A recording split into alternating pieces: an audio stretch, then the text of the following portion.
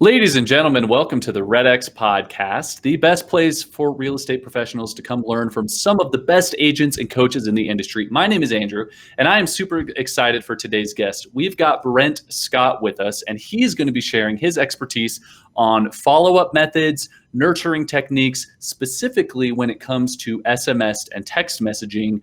What techniques will kind of yield the best results? So we have got a ton of valuable information coming your way. Welcome to the show, Brent. Hey, Andrew, thank you so much. It's great to be here. Awesome. Well, thanks for being here. We're super excited to have you. Before we get going, I've just got a few items of business for the audience. As always, we ask that whether you're joining us on YouTube or Facebook or the REDX website, if you have any questions for us as we're moving along or for Brent, chat them in and we'll do our best to get them answered.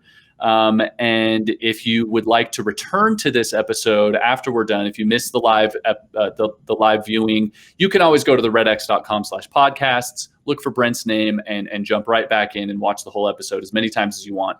We also post it on places like Apple Podcasts, Google Podcasts, Spotify, all that good stuff. So before we jump in to kind of the meat of our discussion today, will you tell the audience a little bit about yourself and what you do?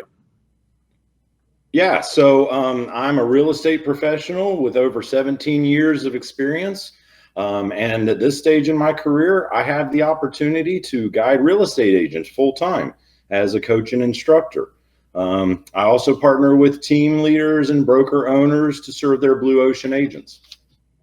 Very nice. I love it. And tell me a little bit about TLR Nation and what they do.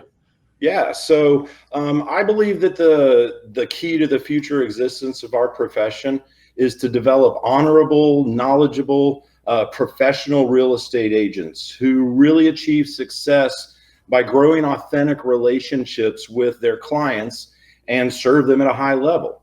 And so to accomplish this, I've partnered with the Locker Room Coaching Organization. We're a tribe of real estate leaders who collaborate together to provide guidance and systems and resources to support other real estate professionals. That's amazing. I love it. And that totally leads into what we're going to be talking about today, because it's all about authentic relationships. Like you said, I mean, in real estate, a lot of people I think fizzle or burn out early on because they don't understand that, one, it takes time, and two, it takes nurturing relationships, not just transactions, right? I think a lot of real estate agents get caught in this transactional mindset where all they want is their next commission check, and they don't realize that the more authentic relationships they have, the longer their business is going to last, the more business those relationships are going to bring. So I'm super excited to get into everything we're going to talk about today about that. Let's start kind of base level here, Brent, with follow-up. Why is follow-up important, and why should agents kind of focus on it as a really important part of their business? Well, so for me, let's make sure that we define follow-up. Please. So Yes. when I say follow-up, what I'm referring to is everything that happens after somebody raises their hand, right? If somebody raises their hand and they say, I have an interest to buy, sell, or invest in real estate, then that's where the follow-up process starts. Everything before that, that's what I kind of call lead generation. Fair enough? Yeah. And so the reality is that as real estate agents, we spend a lot of time and a lot of resources just trying to identify people that are raising their hand. And so I equate that to getting people into the front door, right? Whether it's an open house or anything else like that, you're getting them in. But the follow-up is what maintains that relationship. We spend way too much time getting them in the front door just to let them slip out the back door because we forgot about them or we didn't nurture that relationship. And so that's really where the follow-up comes in. It's just maintaining that relationship. And if that ends up in a transaction, great. If it doesn't end up in a transaction, well, maybe you've made a new relationship you want to keep up with. Right. I love that. And I love the idea of, okay, one, it's a great way to keep your leads from slipping through the cracks. I think a lot of people struggle with that is, let's say you have 100 leads, you might lose 10 of them, and some of those 10 might be your best ones just because either you don't have a good follow-up system or follow-up isn't top of mind. I love that. And I love the idea of using those relationships, even as just relationships, right? Whether it's a friendship or whether it's a business transaction or whether it's just someone that you kind of keep in your phone book.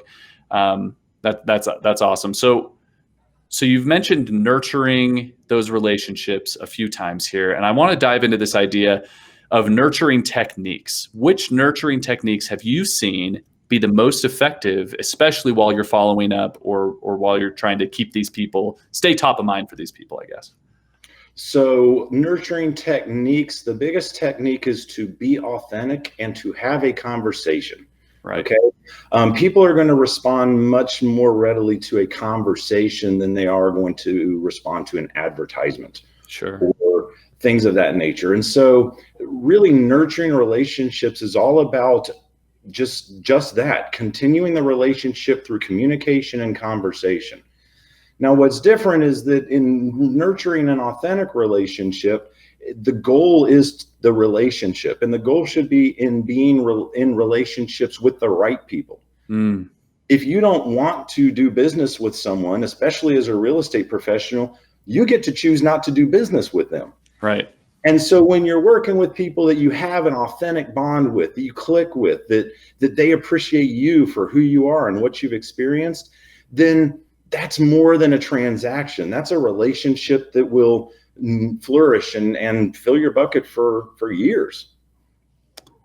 I think you're totally right. And I love this idea of nurturing the relationships for long-term success, because at REDX, a lot of what we talk about is sustainable careers that last longer than maybe your sphere of influence, right? I think a lot of agents get in, they work their sphere of influence, they burn their sphere of influence out because it's relatively small.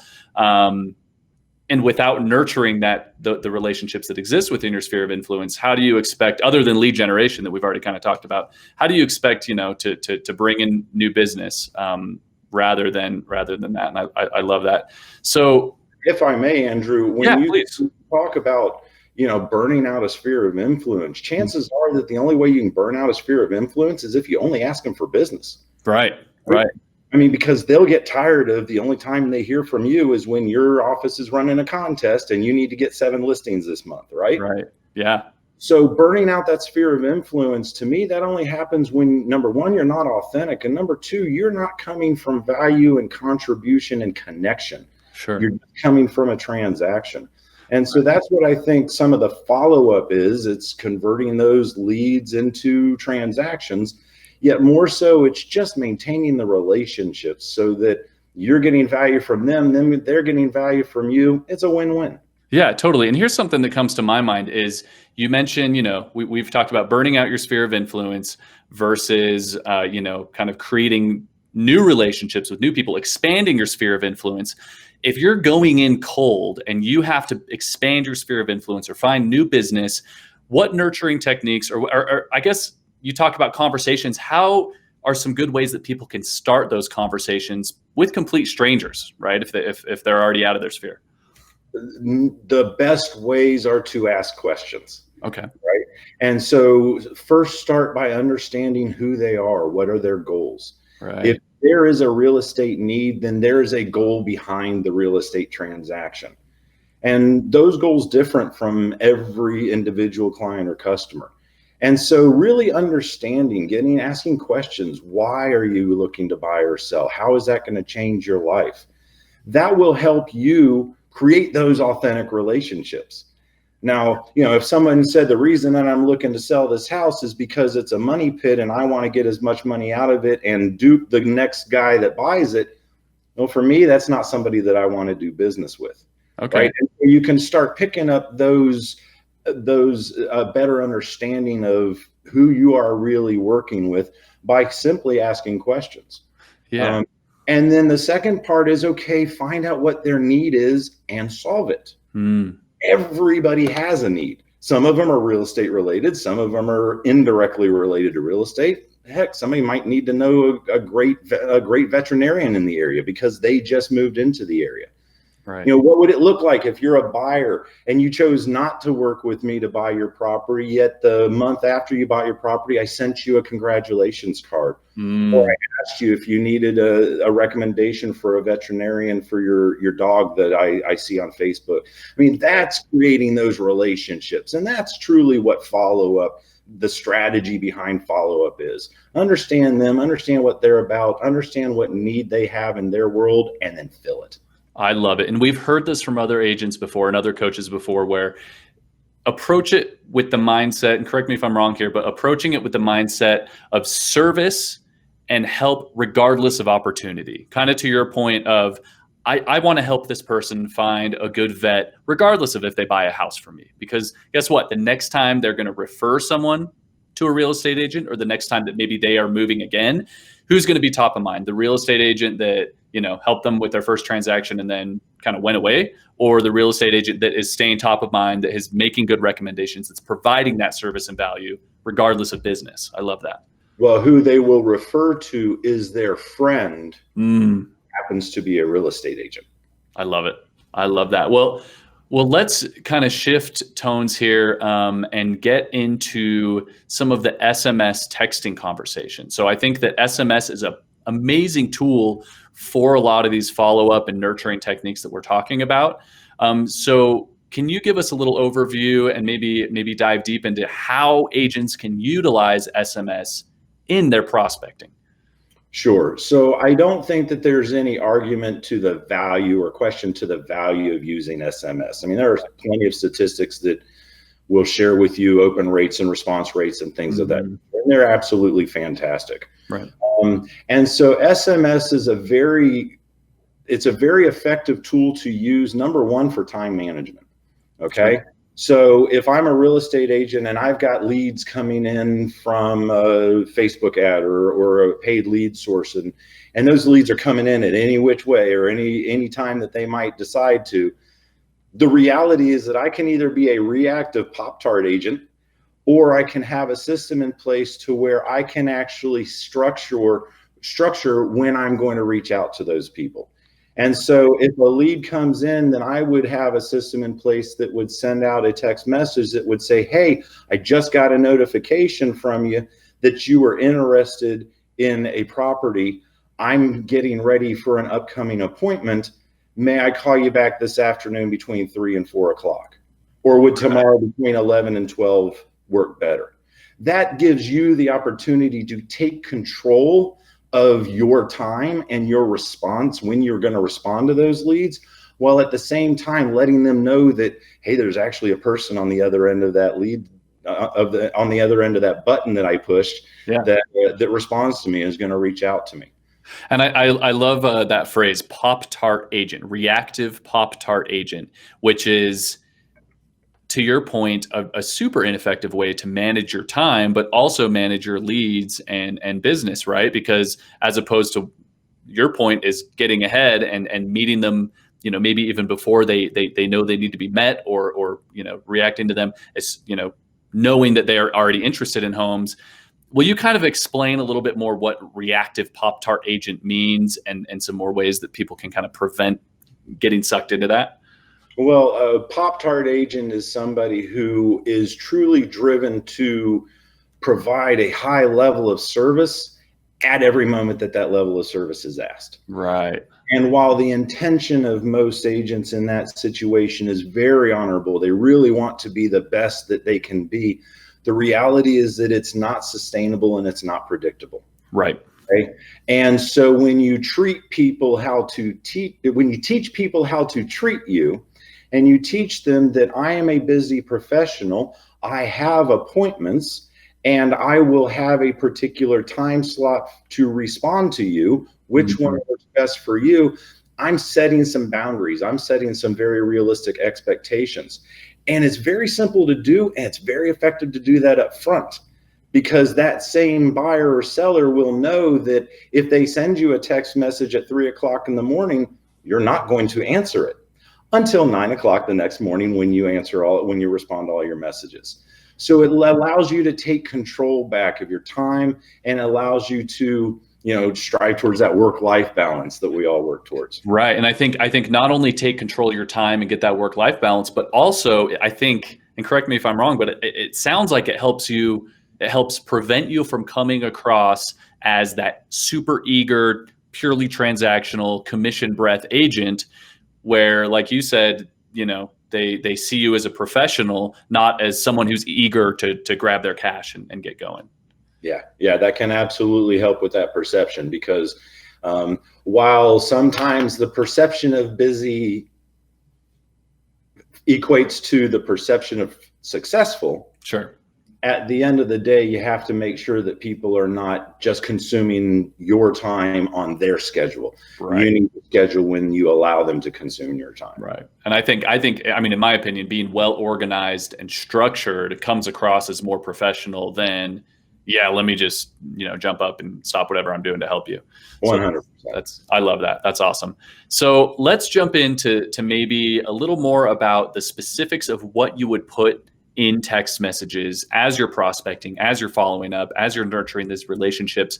Can you kind of go through some of the mechanics of maybe a good follow-up text message, maybe for a few different lead types? Yeah, absolutely. So let's say that you have an internet-based lead.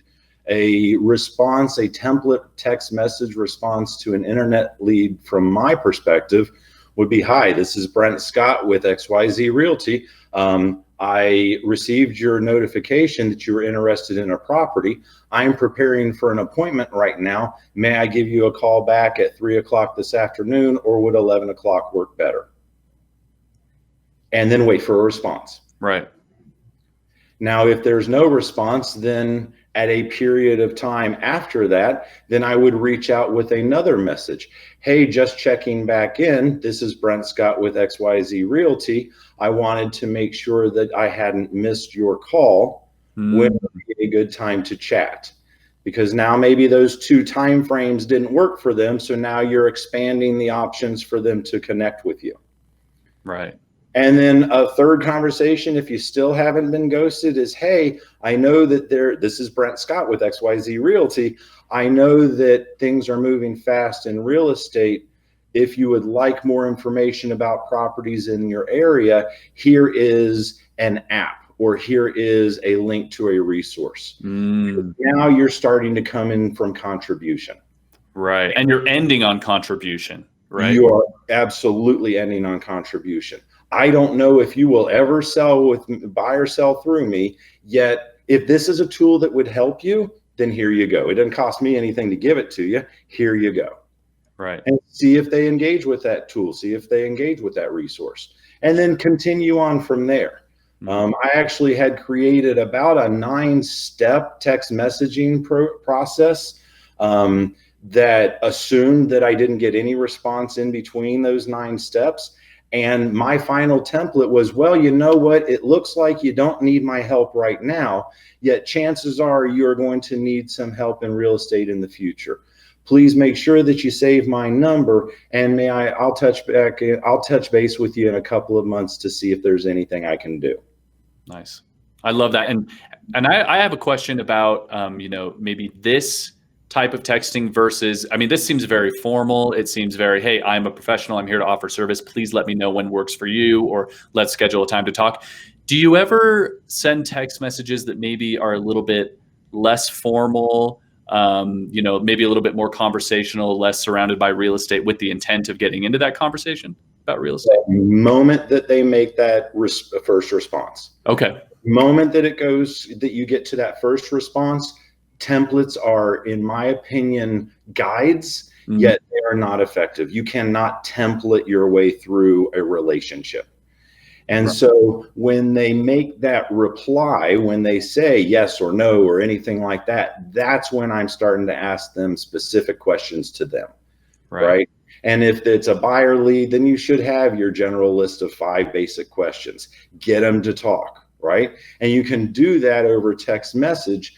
However, one thing that I will stress is that at the end of the day, my goal is to get to the phone call. Okay. The text message is great if you need to break the ice or get a level of engagement. Yet as soon as you possibly can, get to the phone call and then get to the in-person meeting. And the reason that I say that is because that phone call, you can pick up inflections in their voice. You can share a lot more fluid of a conversation in real time than you can over text messaging. Right. Right. And I think that's an excellent practice is don't rely and lean on text messaging as your primary means of communication. Use it as a way to get your foot in the door, get on the phone, meet in person, whatever that looks like. I love that. Could you kind of explain some of the do's and don'ts, or how agents should know when it's okay and appropriate to text or send that first text message? So my perspective is that if someone has raised their hand Mm-hmm. and said, I have a need for real estate business, then send a text message. So an internet lead, or maybe a for sale by owner seller. Right. If you've got a FSBO that they have raised their hand, there is literally a sign in their yard saying that they need to sell a house. Sure. Right? And so someone like that, that's someone that I would encourage you to send a text message to. Someone that you have an acquaintance with. Maybe they know who you are, yet you haven't really created a relationship. Rely on text messages for those with the goal of furthering the relationship, right? Right. I do not believe in cold text messaging to a bunch of people just to see if somebody wants to raise their hand. I don't feel that is effective, because text messaging is just an electronic format to have a conversation. Right. I don't think that you blast in that you're the neighborhood expert, or that you can help them buy, sell, or invest in real estate over text messaging is going to be effective at all. They've got plenty of other people that do that. Right. So to some of your previous points, a tool for nurturing conversations, not something you use to initiate conversations. Correct. Unless they've raised their hand. Sure. If they have specifically raised their hand and said, hey, I've got a need, then by all means use it to initiate that first contact. Right. But the conversation, that's the relationship. You can't template that. Sure. Well, and I love that example of the for sale by owner, who they've got a sign in their front yard that is literally saying, hey, I'm trying to sell my home. That's a raised hand. I think this is a good segue into maybe and I know you said that, after the initial hello, you don't usually use templates, but what are some good templates for different lead types, like for sale by owners? Do you have any of those that we could share or go over? Yeah, absolutely. And so in one of our locker room resources, we have the Locker Room Script Simplified booklet. And the Script Simplified booklet, our approach to scripts is that we don't have paragraphs that are pre-planned out as conversations that are supposed to follow a specific flow. We actually have little 1 or 2 line statements, things that you can pick up on and internalize and weave into a conversation, rather than using it to script out a conversation. And so with that Script Simplified booklet, there's a section in there for sale by owners. And one of the examples is talking about asking a for sale by owner if they're quite simply still accepting offers on the property. Sure. And so that would be a great resource, or a great script that you could text message to a for sale by owner. Hi, this is Brent with XYZ Realty. Are you the owner of 123 Main Street? And if so, are you still accepting offers on the property? And then let them respond. When they respond, then send them a text message again. Great. I'd love to stop by and take a look at the property. Would 11 today work, or is 2 tomorrow better? So you can use some of those single 1-line scripts to be able to create those simple text message templates. I love that. And I've actually got your PDF here pulled up on screen. So I'm looking at some of those for sale by owner scripts you're talking about. And it looks like, and correct me if I'm wrong, is this a resource that will be good to share with our audience and that they can have access to? Absolutely. Yeah. It's available on our website. It's tlrnation.com/free stuff. Okay. Wonderful. And the Script Simplified booklet is one of the resources that anybody can go in and download. I love that. Thank you so much for giving our audience access to that. I kind of want to break down some of these for sale by owner scripts a little further and maybe dive into a few of the objections and some more of these scripts, if that's all right. So looking here, I've got it up on screen. There's an objection. Do you have a buyer for my house? And then you've got your roughly templated response. Could you kind of go over a couple of these objections and share why they're effective and why you recommend using these? So a common objection for a for sale by owner seller is that they don't want their time wasted, and they've had plenty of real estate agents that have come by and dropped off listing packets and flyers and all of the things that they can do to get their house sold. Right. And so at the end of the day, they just quite simply want to know, hey, are you actually working with a buyer? Or are you just trying to come over and get a listing? Right. And so my natural response in a conversation would be, I don't know. I haven't seen your house. I work with quite a few buyers. I have a lot of colleagues that work with buyers. And I've seen pictures online where I saw a sign in the yard, yet I don't know if your property would meet my buyer's needs. That's why I want to come over and take a look. And that brings up a very interesting point. And this is important for text messages as well as just regular conversations. Sometimes you have to match your audience, right? And so if you need to pick up on some of the personality styles and verbal communication cues that they use, because there's a fine line between being too soft and too aggressive. Sure. And a lot of intent and a lot of nuance of communication can absolutely be lost in text message. So somebody reading, you know what, I don't know yet, I haven't seen your house, that might resonate to some, it might be off-putting to others. Right. I love that. And I love it. Sorry, I'm just reading through a few more of these objections because I think you handle them really well. And I think you frame them in a way that's not, well, that's not necessarily, let's dig into this right now over text. It's always, I'm not quite sure, but let's talk about it in person. Let's talk about it over the phone. Let's get into the details in a more comfortable, detail comfort, type arena. I love that. Let's talk about this objection, which is a super common one. Actually, let's go through all these. This next one is, I'm not working with a realtor. I'm sorry, I'm not. I just don't want to. I mean, there's a reason that I'm selling my home on my own. I don't want to work with a realtor. How do you respond to that? So if I brought you an offer that would net you exactly what you expected to net, would you sell your property? I mean, I guess, but I don't see how you can do that. How do you think you can do that? I'm a pretty amazing agent. May I take a look at your property and see if I've got a buyer that might be interested in making you an offer you can't refuse? There it is. Can I look at your property? Can I, literally get my foot in the door, take a look, and let you, teach you why I think I could net you more money. And right. I think that's one thing that always speaks is money, right? If I can net you more money than you would be able to on your own, and places like NAR have stats that support that information, right? 55% or something like that, or they're going to net quite a bit more money that working with a realtor than not.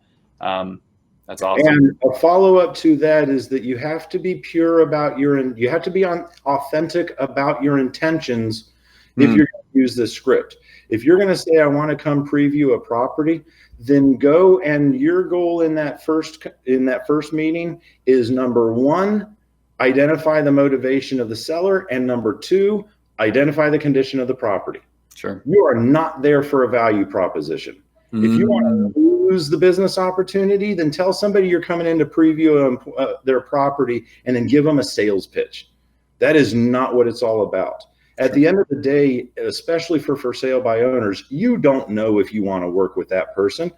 Right. They may not be in line with your values or beliefs, or their expectations may just be completely unrealistic. So don't go in there expecting that you want the business. Go in there expecting that you want the relationship. Heck, what would happen if they were absolutely able to sell that property on their own, which gave them the down payment to buy a new build that they wanted your help picking out? Yep. It's wonderful. Not about the transaction, it's about the relationship. Awesome. And I love that you're able to drive that point home for almost every example, or for every example that we've thrown at you, right? Like it's all about driving the for sale by owner. We'll move on to a couple other examples with a couple other lead types here, but I love that idea. Let's go through this last objection for sale by owners. I'm not paying a commission. Again, another one that agents hear all the time. I'm not paying a commission. How do we handle that? So there are a couple of different options. One is to go back to the outside of the commission. Is there any other reason that you wouldn't want to use a realtor?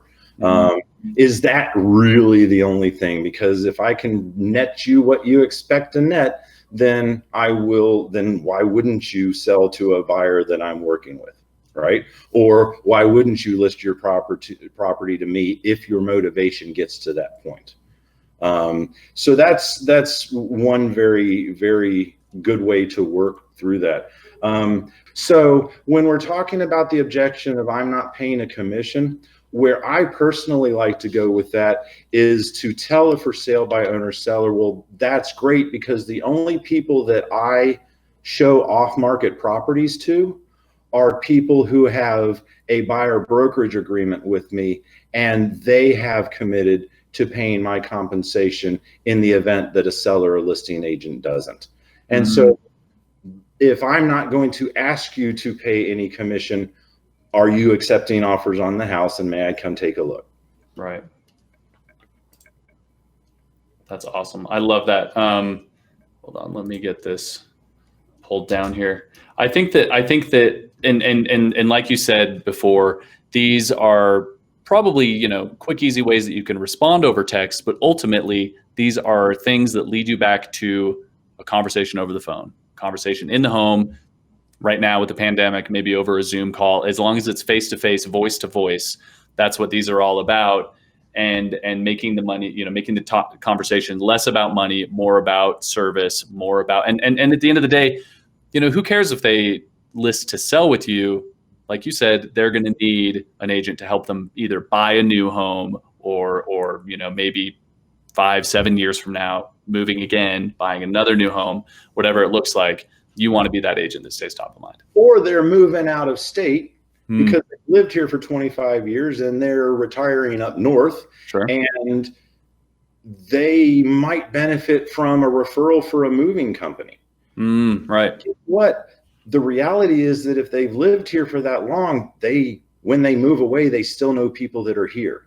Sure. And so what would it look like if a for sale by owner said, you know what, that realtor Brent, he helped me. He did an open house at my property and didn't charge me anything.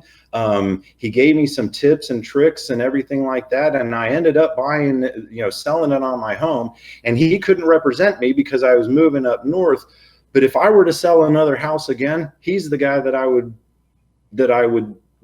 use. And to this day, he even calls me a couple of times a year, sends me a message a couple of times a year, and checks up on me to see how things are doing. That's the relationship. And when you create those relationships, that's where the true opportunity comes from. I love it. I love that.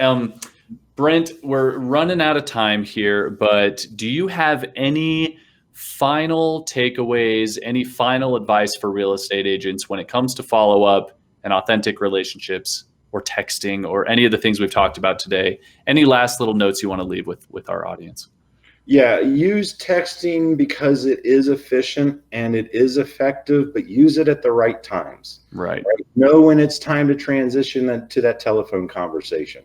Never use text messaging when you feel that there is a heightened emotion from the person that you're messaging with. If it seems like somebody's getting frustrated over text messaging, then that is an immediate communication barrier. And every message that you send between each other from that point forward can be misconstrued or misinterpreted. So absolutely get on that phone call when it's appropriate. And then at the end of the day, text messaging for lead generation, text messaging for follow-up on people that have raised their hands, text messaging for the years afterwards. It's really convenient to go on their Facebook page, see that their daughter had a birthday last week, and send them a text message that said, hey, I saw that your daughter had a birthday last week. Did you guys do anything fun? Right. You do that 4 times a year, you will maintain those relationships and you will create business as a result of it. I love it. And that's what it's all about, is sustainable, long-term opportunity and business. and providing that service regardless of that opportunity in the moment every day as often as you can. I love it, Brent. Thank you so much for joining us today. And thank you for sharing so much valuable information with our audience. Again, we are going to share the link with everyone. I'll put it on the screen right here. tlrnation.com/free stuff to get a free downloaded copy of your script book. Is that right? Yep, and about 11 other resources, actually. So there's quite a few things in there that you'll have access to. But yeah, that Script Simplified book is a great resource to use to start creating some of those templated messages. Perfect. I love it. Brent, thank you so much for the resources and for the time you spent with us today. Where can our audience go if they want to see and hear more from you? So if you'd like to reach out to me, please do so directly. Email is a very effective medium. My email is brent@tlrnation.com. And you can also find me on Facebook. If you search The Best Man, TheBesman, then you'll find me on Facebook as well. So definitely you hit me up. Let me know what questions you have or what successes you enjoy. Right. Awesome. Thank you, Brent. And if any of you watching or listening would like to continue this conversation either on Brent's Facebook page or anywhere else online, you can go to his page. You can go to our page, REDX Elite Prospectors Group on Facebook.